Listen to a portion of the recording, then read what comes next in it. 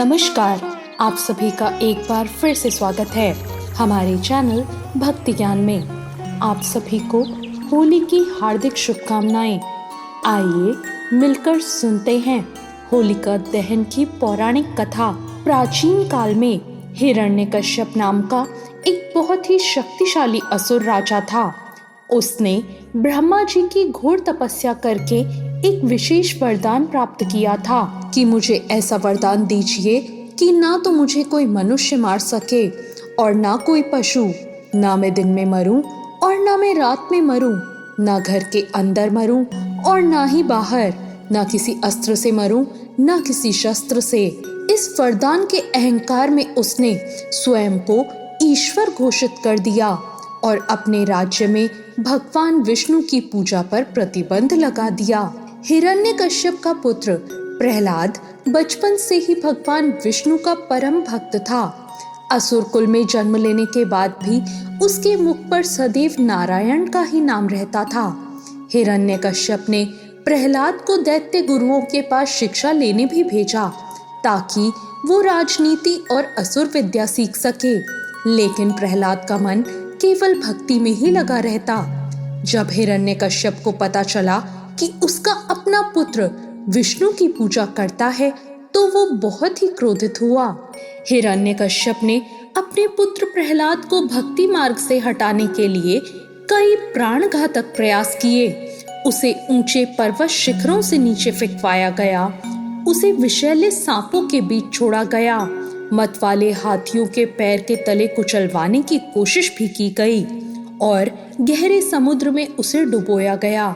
लेकिन हर अवसर पर भगवान विष्णु की कृपा से प्रहलाद सुरक्षित बच गया और इससे उसका विश्वास भगवान विष्णु में और अधिक बढ़ गया। अंत में हिरण्यकश्यप ने अपनी बहन होलिका को बुलाया। होलिका को ये वरदान था कि वो अग्नि में जल नहीं सकती थी।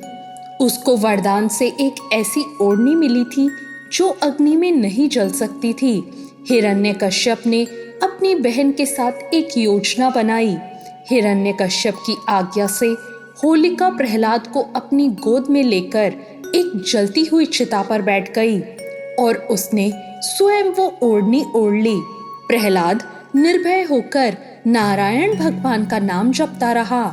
परिणाम स्वरूप वरदान का दुरुपयोग करने के कारण होलिका की वो ओढ़नी उड़कर प्रहलाद के ऊपर आ गई और होलिका स्वयं जलकर भस्म हो गई और भक्त प्रहलाद आग से सुरक्षित बाहर निकल आया। इसी घटना की याद में फाल्गुन मास की पूर्णिमा को होलिका दहन किया जाता है। अंत में हिरण्यकश्यप ने प्रहलाद से कहा, तेरा भगवान कहाँ है? क्या वो अभी भी इस खंबे में है? और खंबे पर प्रहार किया। तब भगवान विष्णु ने नरसिंह का अवतार लिया, आधा सिंह आधा मनुष्य। उन्होंने हिरण्यकश्यप के वरदान की सभी शर्तों का सम्मान करते हुए उसे महल की चौखट पर रखा, जो ना घर के अंदर थी और ना बाहर। भगवान ने उसे मारने के लिए गोधूली बेला यानी शाम का समय चुना, जो ना दिन था और ना ही रात। उसे मारने के लिए अपनी गोद में बिठाया, ना भूमि पर ना आकाश में। अपने पैने नाखूनों का उपयोग किया, जो ना कि अस्त्र था और ना ही कोई शस्त्र। इस प्रकार भगवान नरसिंह ने हिरण्यकश्यप का वध कर अधर्म का अंत कर दिया और अपने भक्त प्रहलाद की रक्षा की। ये कथा बुराई पर अच्छाई की जीत और अधर्म पर धर्म की विजय का प्रतीक मानी जाती है। इसके अगले दिन रंगों वाली होली होती है, जो जीवन में आनंद और सद्भाव का प्रतीक है।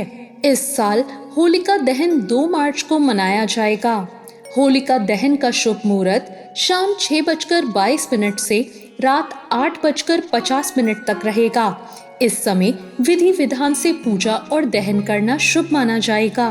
पूर्णिमा तिथि 3 मार्च से 4 मार्च तक है, लेकिन 3 मार्च को ग्रहण है, इसलिए होलिका दहन 2 मार्च को किया जाएगा और 4 तारीख को रंगों की होली खेली जाएगी।